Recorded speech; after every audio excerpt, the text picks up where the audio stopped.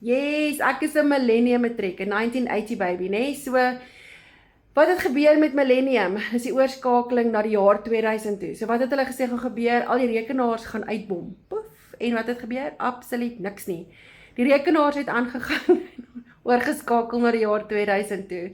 So kom sê ek dit vir jou, want mense, ons evolve, ons is besig om in die digitale veld in te gaan, en al in 2000 het hulle gesê, dit gaan nie werk nie, en wat het gebeur, dit het maar net aangegaan. So, die digitale bemarkingsspasie is so groot, en ek en my man het op hierdie awesome program afgekom, wat ons stap vir stap help om ook 'n stukkie van hierdie koek te kry, om ook in dollars te kan verdien.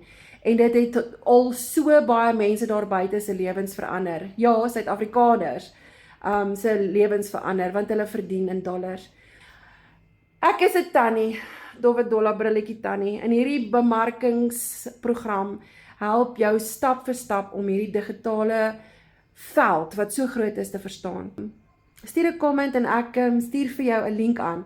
Ons het elke donderdag is daar 'n Zoom meeting wat jy kan inskakel by, en dan kan jy self dit ondervind met al die ander mense daar buite, 'n groot community wat deel is van hierdie digitale wêreld wat so groot is en wat vir jou ook 'n stukkie van die koek kan gee.